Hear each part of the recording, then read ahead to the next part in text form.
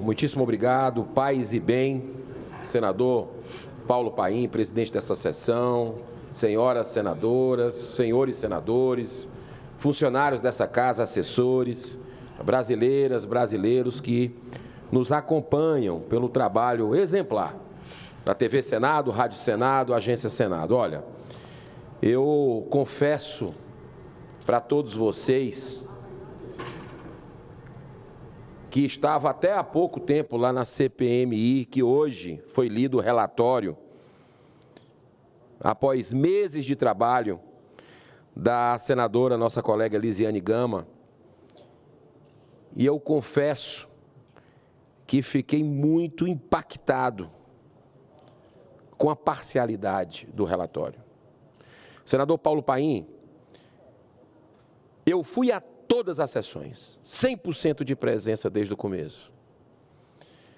Ouvi cada palavra dos depoentes que lá puderam estar, porque teve alguns essenciais, peças-chaves, que a base do governo Lula, que tomou aquela CPMI, um instrumento típico da oposição e da minoria, o fato é que foi sequestrado esse direito nosso, não deixou simplesmente que se investigasse, que se ouvisse algumas personalidades importantes, para que a gente pudesse apurar uma ampla investigação, total e restrita, sem blindagem a qualquer que seja poderoso no país.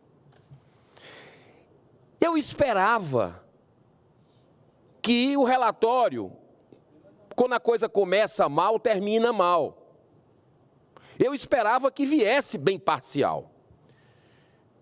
Mas a peça de ficção que a gente pôde ouvir, a fantasia, o malabarismo feito para poupar o general do Lula, não indiciar alguém que o Brasil inteiro viu, junto com a sua equipe, servindo água aos invasores, não acionando os pelotões disponíveis da própria guarda presidencial para proteger o Palácio do Planalto, uma omissão flagrante descredibilizou completamente o relatório da senadora Elisiane Gama. Só em não ter colocado o general G. Dias como um indiciado, uma sugestão, um pedido de indiciamento, isso já derreteu completamente o restinho de credibilidade que se tinha nessa CPMI. A própria imprensa está repercutindo isso, porque esperava o indiciamento. Óbvio, pelo que a gente viu dos depoentes, pelo que a gente teve acesso de documento, ficou evidente a flagrante omissão. Agora, o ministro da Justiça, Flávio Dino, ser citado en passant no relatório, é inexplicável, é inconcebível essa proteção. Me permita, só para mim cumprimentar no plenário, assistindo o seu pronunciamento, o sempre senador Cássio Cunha Lima, um dos mais jovens constituintes da história do parlamento, que eu tive o prazer de estar ao lado dele. Um grande senador. Seja bem-vindo. Senador Gigão, desculpe, eu vou Seja bem-vindo, senador. Repor seu tempo. Sem problema, senador Paulo Paim. A indignação de não ter visto pessoas ali que deveriam ter tido capítulos e pedido de indiciamento mostra o quão parcial, o quão desonesto foi o relatório da CPMI que nós nos dedicamos durante esse tempo. Houve, presidente, uma aprovação por unanimidade de todos os parlamentares pelas imagens do Ministério da Justiça. Pode ter sido um vacilo da tropa de choque do Lula naquele dia, mas passou, foi aprovado. Depois quiseram reverter e não teve jeito. Acho que foi a oração dos brasileiros sedentos por justiça. Mas não, simplesmente o ministro da Justiça do Brasil se negou a entregar as imagens. E aí, utilizou de um subterfúgio de perguntar ao STF se poderia entregar. Talvez achando que o ministro Alexandre de Moraes fosse dizer não. Essa era uma expectativa, inclusive entre nós, alguns de nós da oposição. Mas o relator do inquérito disse que poderia entregar, autorizou entregar. O ministro Flávio Dino não entrega e depois vem com uma justificativa sem pé e sem cabeça, dizendo que as imagens foram apagadas, ao mesmo tempo que entrega 2 imagens de 200 câmeras, 2 câmeras de 200. É surreal a incoerência, a inconsistência, a contradição dessas pessoas. Então, senhor presidente, eu quero dizer que eu tenho diferenças. Todo mundo que acompanha o nosso mandato sabe das minhas diferenças, por exemplo, com Jair Messias Bolsonaro, com pautas que ele trouxe para cá, que eu votei contra. Mas é inadmissível, durante todo esse período, acredito, e disse isso em entrevistas, que ele errou naquele momento que terminou a eleição, que tinha um resultado. Poderia ter dito para as pessoas, olha, vá para casa, daqui a 4 anos vamos voltar, vamos levar as propostas, reconhecesse o resultado das eleições. Não configura crime, mas foi um erro. Eu disse isso em várias entrevistas.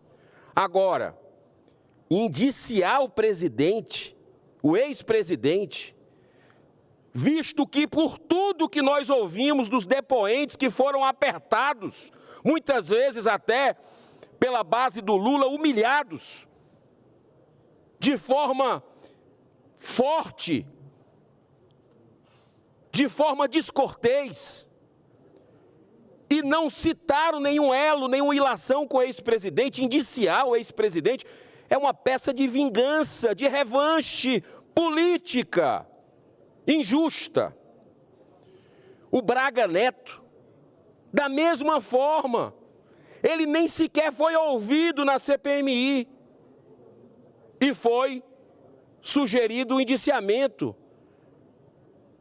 Ministro Anderson Torres, ex-ministro, liberou tudo que estava na nuvem do seu celular, respondeu a todas as perguntas de todos os parlamentares, nas mensagens que estavam lá nos documentos, dizendo inclusive o STF não, quando tomou conhecimento do que estava acontecendo em Brasília, ele estava de férias com a família no exterior, uma viagem programada há muito tempo.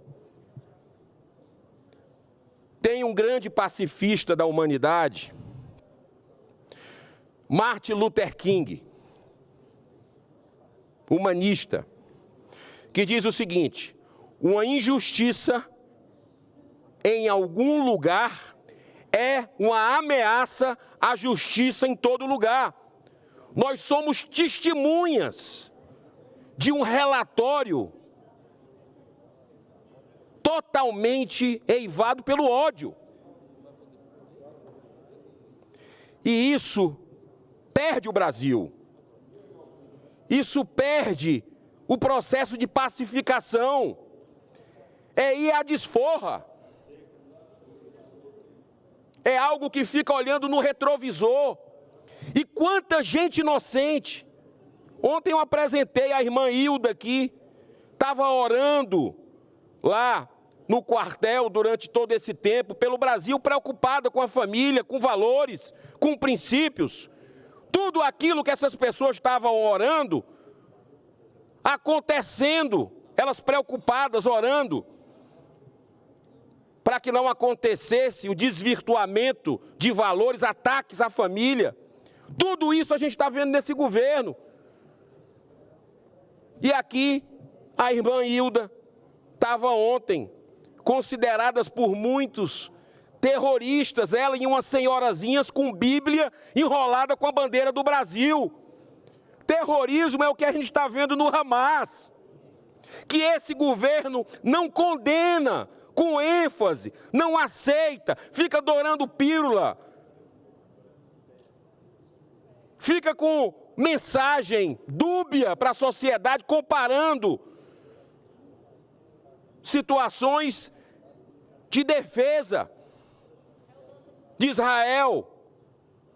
Claro que a gente tem que se solidarizar com os inocentes, sejam israelenses, sejam palestinos. Mas com o terrorista, a gente não pode dourar a pílula e não tem que ter negociação. E o Hamas é terrorista, e esse governo não reconhece, não age nesse sentido. Será que é porque o Hamas parabenizou o governo Lula durante a eleição, ou parlamentares do PT que em 2021 foram contra a classificação de organização terrorista do Hamas, brasileiros parlamentares do PT lá na Inglaterra?